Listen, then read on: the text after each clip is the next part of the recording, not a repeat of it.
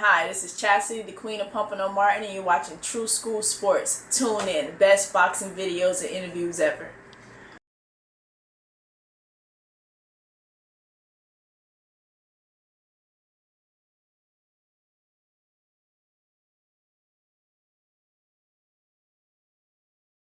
Yeah. So what was your upbringing like? What brought you to the boxing gym? Well, what really brought me to the boxing gym, well, I got into fights in the neighborhood. I was never a rough rider. I was always a little rough around the edges, but I got into a couple of fights in the neighborhood. And really what gave me the idea of boxing, my aunt that I was very close with, and I learned a lot from her. On the way home from school, she would teach me all kinds of things. She would just talk to me. And I feel like everything she taught me and taught me, I'm living it right now, whether she sees it or not. However, she put my first pair of boxing gloves on. She had a bag around the corner at her house, and she had 3 pair of gloves. She had a blue pair, and she had 2 black pairs. She had a heavy bag that looked just like that one, but they're probably a little heavier. Okay. And it was hanging on a wood post in her house. And I would go up there, would hit it, play around. It would always just be there. And me and her and my aunt, we would just box. I was a little chubby, but always box with my aunt, like just play around. But now it's like I look at it, it's like, wow, I was exposed to that by a person that taught me a lot. And it's very appreciated.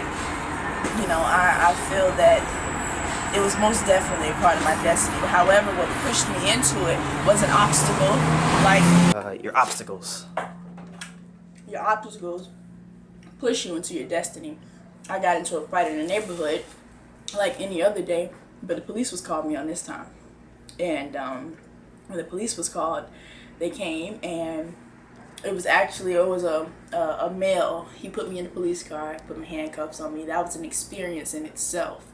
And another lady came, a lady that I looked up to. She was, I think, Deputy Martin. She's a twin on Policewoman of Broward. And she came, she got me out of the car. I guess they wanted to scare me up, but that's all I needed. And when I got out of that car, I told myself, when I go to school tomorrow, I'm not doing no work. I'm going to get on the computer, and I'm going to find me something to do when I leave school. Because I know I was supposed to be at practice at church. Oh, wow. I wasn't even supposed to be home fighting. Oh, for like choir or something? Yeah. Okay. I was supposed to be at practice. And due to the fact that I wasn't at practice, I got in trouble. And that's why it's so important that the youth stay involved. Because every youth doesn't have the mindset to, I'm getting in trouble, I need to cut this out. Everybody doesn't have that mindset. So as a parent and as people on the outside, you have to keep your youth involved. Because if I didn't have the mindset to get myself into it, nobody said, you need to do this, this, and that. My aunt always taught me to stay involved. I wasn't listening to her at the time. But that knowledge came back in from what she had taught me. And, it's like, when you are involved and you keep yourself busy, it'll work out for you. But when you're not, the difference between me is I wanted something out of life. And by me getting in trouble, that worked for my good. Because I went to something better. Yeah. So I know I'm talking about. Yeah. No. By all means, talk. I've been in that same situation where you kind of go through those trials and tribulations, and you gotta realize you gotta change your behavior and go the more positive route. And I was only 13 years old, and I realized that. Yeah. I was a little girl. Yeah. Nobody around me was doing nothing. I had cousins. That were into sports. The boys were always there. We had one girl, my cousin Ashley. She was a track runner. She pushes me, just with everything that she's done in life. With graduating, with us going to see her at track meets and seeing the attention and the glory that she got as for doing what she did. And all the football players in my family, they got a certain level of glory, but it's like that showed me what I could have, but it's like mine is on a whole different level now. It's on a whole different level from anyone in the family. Yeah. And you're doing a sport that, it's a lot harder to be successful. Very hard. Especially for women. It makes it even like double. It's triple. Very hard. So I'm thankful for everything, for the process that I've endured to get to this stage. I'm very very thankful, because without the steps, I wouldn't know how to handle what I have right now. You know, I don't want to be put into anything too fast. Because when you put into something too fast, you're going to lose it. You get what I'm saying? Yeah, yeah. So you always have to thank God for the steps that you go through, and just push, have faith, and just keep. You have to keep going. Keep pushing. Just pound on the pavement. Of what. And I've went through plenty as a female. Me being a young female in a neighborhood, a house full of people that's not on the same journey as me, still going to the gym, getting hit all upside the head, still, you know, managing to be like, just push through. Boys, school, you know, not having the best. It's a lot. And you got to be real strong to overcome that. Yeah, and you have to be chosen.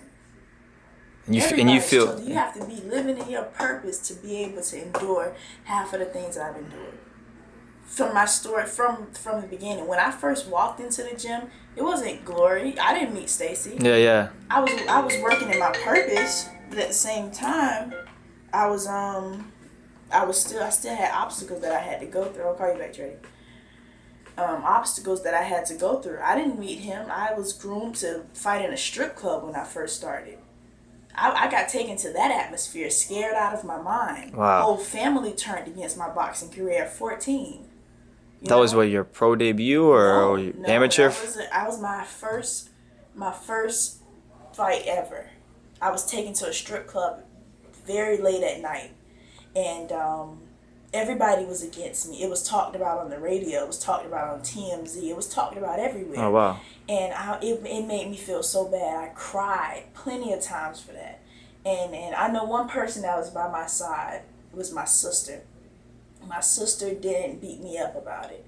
You know, everyone else did, but my sister did it. And people may not understand, you know, they didn't understand then. Yeah, she's fighting in a strip club. She's 14 years old. That's awful. You need to stop boxing.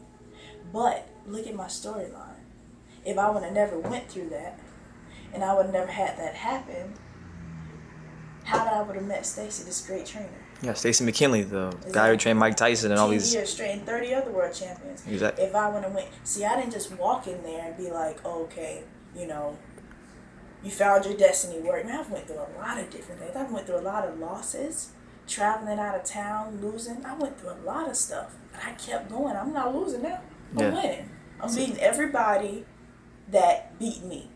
In the amateurs, for the learning process, I'm on top of all of it. Support the Queen.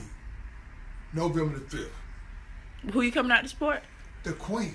The Queen of Pompano. The Queen of Pompano. Holyfield will be in the building. That's right.